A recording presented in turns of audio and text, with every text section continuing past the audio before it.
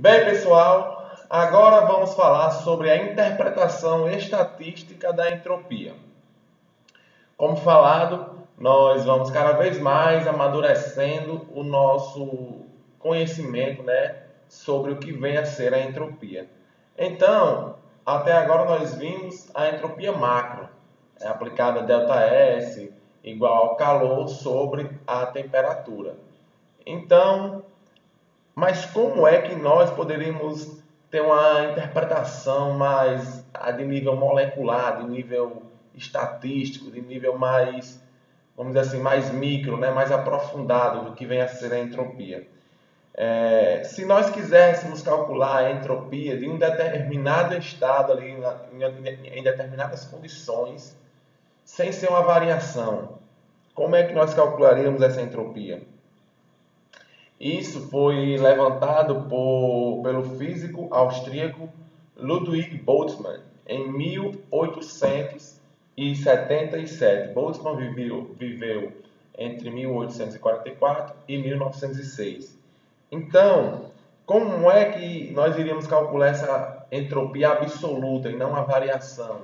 A entropia em determinada temperatura, em determinadas condições. Isso foi elucidado por Boltzmann e a sua fórmula, como vocês podem ver aí, é entropia igual a constante de Boltzmann, Kb. Entropia é S igual a Kb vezes Ln de W. Essa é conhecida como a fórmula de Boltzmann. E a fórmula de Boltzmann, ela relaciona a entropia de uma substância ao número de arranjos de moléculas que têm a mesma energia. Vamos explicar melhor. O que vem a ser W? W tem várias definições. Vamos ver algumas delas, como probabilidade, peso estatístico, número de microestados, número de arranjos moleculares. Mas eu coloquei aqui a definição para que vocês possam gravar melhor, que microestados é o quê? São as maneiras ou os arranjos pelos quais os átomos ou moléculas de um sistema podem ser distribuídos, mantendo-se a energia total constante. Ou seja, são diversos arranjos possíveis para as moléculas. Imagine um gás aí, dentro de um cilindro. De que maneiras possíveis as moléculas do meu gás ali podem se distribuir, podem absorver diferentes arranjos, conformações ali, porém mantendo a energia total constante. Isso é a definição de microestado. Kb, a constante de Boltzmann, é igual a 1,381 vezes 10 elevado a menos 23 Joule por Kelvin. Quando T, temperatura, é igual a zero, W, o número de microestados, tende a 1. É igual a 1, na verdade. Isso é a definição de Boltzmann, quando nós chegamos no zero absoluto. Como nós sabemos que Ln de 1 é igual a zero, então a entropia, quando medida a uma temperatura que tende ao zero absoluto, ela será igual a zero. Ou seja, as moléculas do meu cristal, as moléculas ali do meu gás, o que seja que no zero absoluto não será mais gás, mas a temperatura igual a zero, vamos dizer assim, os átomos de um cristal que eu tenho ali, que eu estou analisando, ela só terá um arranjo possível para aquelas moléculas, para aqueles átomos. E, consequentemente, a sua entropia será igual a zero. Também chamada de entropia residual. As entropias que são medidas a temperaturas próximas de zero são chamadas de entropia residual. Entropias residuais. Por que eu coloquei esse asteriscozinho aqui no 1? Porque há substâncias, há cristais que, quando, mesmo tendendo ao zero absoluto, zero Kelvin, lembrar sempre da escala Kelvin, quando nós estamos trabalhando com escala absoluta, mesmo tendendo a zero, a entropia, o W, na verdade, o número de microestados, o número de arranjos possíveis para aqueles átomos, não é só 1, e sim é maior do que 1. Então, por isso esse asterisco. E essa primeira definição, ela nos induzirá à terceira lei da termodinâmica, que afirma o quê? A entropia de todos os cristais perfeitos se aproxima de zero quando a temperatura absoluta se aproxima de zero também. Ou seja, a entropia é igual a zero quando a temperatura absoluta também é zero. nós iremos definir em uma aula posterior, que vem a ser a terceira lei da termodinâmica, mas já está aqui anunciada para vocês. Quando a temperatura é maior do que zero, o número de microestados também será maior do que zero.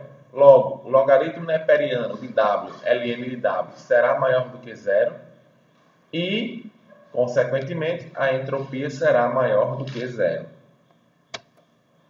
Vamos agora imaginar e aplicar a equação de Boltzmann em um problema real. Mas um problema real ainda fictício, vamos dizer assim, um problema imaginário, nesse caso aqui. Calcule a entropia de um pequeno sólido formado por 4 moléculas diatômicas de um composto binário como o monóxido de carbono, CO. Então, um cristal formado por apenas 4 moléculas. Em temperatura igual a zero. Quando, alternativa A, as 4 moléculas formam um cristal perfeitamente ordenado em que todas as moléculas estão alinhadas com os átomos de carbono à esquerda.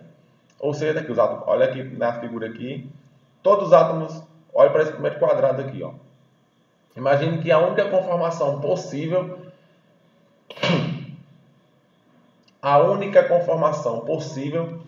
é todos os átomos de carbono para um lado e os átomos de oxigênio para o outro. Então, nós vamos ver que só há uma conformação, um arranjo possível, né, para esse cristal com 4 moléculas de monóxido de carbono. Já a alternativa B, as 4 moléculas estão em orientações aleatórias, mas paralelas, qualquer uma das imagens da figura abaixo. Enfim, o que quer dizer essa alternativa B? Que as moléculas de monóxido de carbono, elas estarão todas no sentido paralelo, certo? Sempre aqui na horizontal.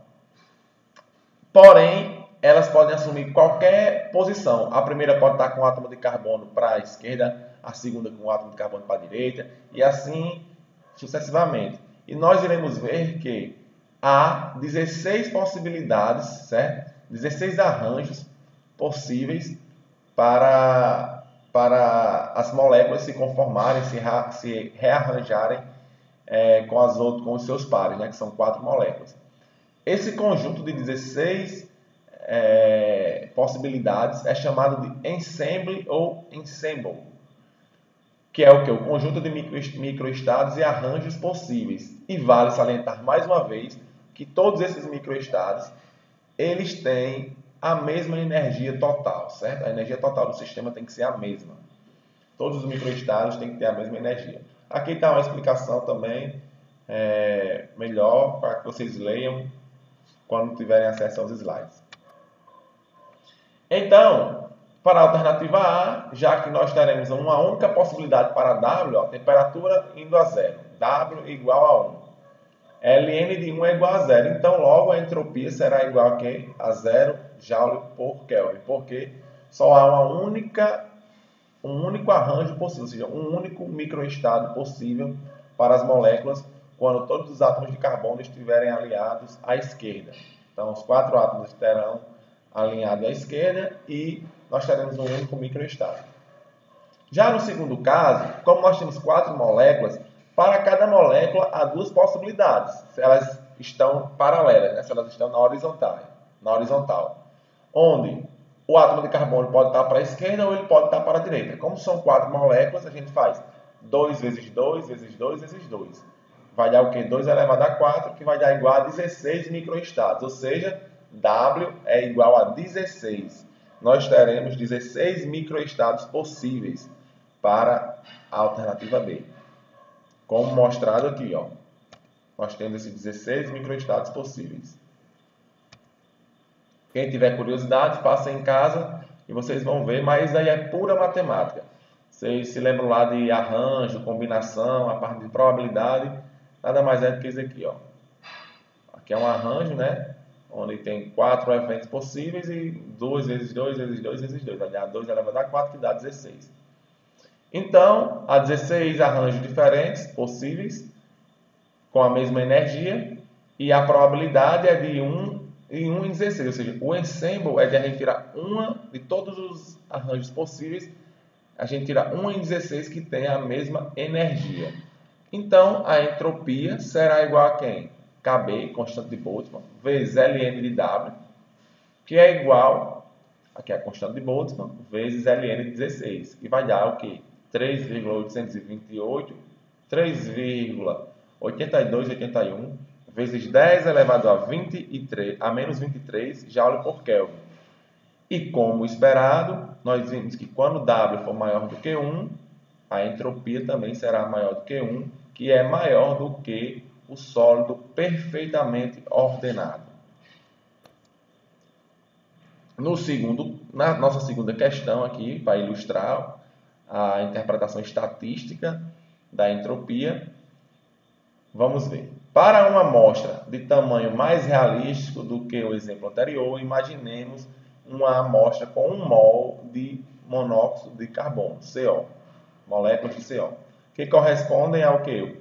O número de Avogadro, né? N de CO vai dar igual ao quê? O número de moléculas de CO é igual a 6,02 vezes 10 elevado a 23 moléculas, cada uma podendo se orientar em apenas 2 direções, sentido horizontal, como no exemplo anterior. Qual a entropia desse sistema? Simplesmente, agora ele manteve uma restrição, que as moléculas têm que ficar também na horizontal, e as duas únicas possibilidades para cada molécula é o quê? Um átomo de carbono para a esquerda ou o átomo de carbono para a direita. E o oxigênio mantém na ordem inversa, né? Que é CO. E há uma molécula linear também. Então, vamos ver a resolução. O que é que nós devemos saber primeiro? O número de microestados possíveis. Será 2 vezes 2 vezes 2 vezes 2 vezes 2. Quantas vezes? 6,02 vezes 10 elevado a 23. Porque nós temos 6,02 vezes 10 elevado a 23 moléculas de CO, que corresponde a 1 mol. E isso foi tirado e dado esse valor dessa constante, né, em homenagem a Avogadro, 6,02 vezes 10 a 23. Então, jogando na fórmula de entropia, constante de Boltzmann, 1,381 vezes 10 a menos 23, vezes o logaritmo neperiano, Ln de 2 vezes 2 elevado a 6,02 vezes 10 a 23. Resolvendo, né, essa equação matemática, nós encontramos que a entropia é igual a 5,76 Joule por Kelvin. E, curiosamente, a entropia residual de 1 mol de CO medida experimentalmente em temperaturas próximas de T igual a 0 Kelvin, em temperaturas próximas a 0 Kelvin, é 4,6 Joule por Kelvin. Mostrando o quê? Que o que Boltzmann previu e colocou ali, né, na sua fórmula está muito próximo da realidade. Então mostra que o seu raciocínio, né, está totalmente coerente e pode ser validado, visto que apresenta uma certa semelhança e convergência com o que se observa no mundo real. Vamos ver agora o efeito do volume na variação de entropia. Aqui nós vamos... O que é que vou dizer basicamente, né? É que quando um gás ele se expande, ele aumenta o seu número de microestados, ou seja, o aumento do volume para um gás, ele aumenta o número de microestados, ou seja, o número de possibilidades para aquelas moléculas daquele gás se rearranjar e, consequentemente, vai aumentar o que? A entropia. Aumenta o volume, aumenta a entropia. São grandezas diretamente proporcionais. E isso foi verificado também pela física quântica, pois quando nós trabalhamos para tudo, né, na física a gente procura trabalhar com sistemas mais simples até sistemas mais complexos. Vocês já viram, quando estudaram física quântica, no ensino médio e por aí no nível superior também vocês já devem ter estudado, a partícula numa caixa. Então, quando nós utilizamos a partícula numa caixa, quando essa partícula quando a caixa ela aumenta o seu diâmetro, né? Quando ela aumenta a sua largura, tá aqui dessa caixa aqui, aumentou agora para outra caixa que tem uma largura maior, vamos dizer assim. O que é que vai acontecer? o número de microestados possíveis, eles ficam mais próximos. Ou seja, há mais microestados acessíveis em uma caixa ou em um recipiente maior do que em um recipiente menor. Isso que se conseguiu provar, né, com a física quântica, física moderna, está totalmente de acordo com o que a gente observa para a entropia, o aumento de entropia quando um gás se expande. Pois o gás se expandiu, maior volume, aumenta-se o número de microestados permitidos ou acessíveis para as moléculas daquele gás, assim como na física quântica, uma partícula numa caixa. A partícula está em uma caixa menor, ela tem menos microestados acessíveis, permitidos, menos níveis de energia permitido para ela. Quando ela vai para uma caixa maior, uma partícula subatômica em alta velocidade, ela vai ter aqui mais níveis, mais microestados possíveis para ela com o mesmo nível de energia, né? Então, isso aqui foi provado tanto de forma macro, quando a gente olha para a questão de um gás, né, se expandindo em um cilindro, por exemplo, como também para uma partícula numa caixa, olhando do ponto de vista da física quântica. O efeito da temperatura. A temperatura ela tem o mesmo efeito do volume. Quando aumenta-se a temperatura, aumenta-se o quê? O número de microestados permitidos, acessíveis para as partículas que estão ali no meu sistema. Então, vamos ler aqui a informação que está aqui ao lado do gráfico. Vocês podem observar que está muito bem explicado esse gráfico, onde temos aqui no caso A uma temperatura mais baixa e no caso B uma temperatura mais elevada. Essas linhas são os microestados, os arranjos permitidos, e essa parte em laranja são o quê? Nessa temperatura, quais níveis, quais microestados estão acessíveis para as moléculas, para os átomos ali do meu sistema? Podemos ver que aqui só tem esses 3 níveis, né, permitidos. E quando nós aumentamos a temperatura, mais um nível passa a ser acessível. Então, temperatura está diretamente proporcional com a entropia. Aumenta-se a temperatura, aumenta-se a entropia. Aumenta-se o número de microestados acessíveis, mantendo a mesma energia total do meu sistema. Então, mais níveis de energia tornam-se acessíveis em uma caixa de comprimento fixo, à medida que a temperatura aumenta. A mudança de A para B é um modelo do efeito do aquecimento de um gás ideal em volume constante. As bandas coloridas mostram o intervalo dos níveis termicamente acessíveis. A energia média das moléculas também aumenta com o aumento da temperatura, isto é, a energia interna e a entropia também aumentam. Só reafirmando o que eu já expliquei para vocês. Agora, pessoal, vamos ver o efeito do calor na variação de entropia. Esse efeito é muito interessante, eu quero que vocês prestem bem atenção.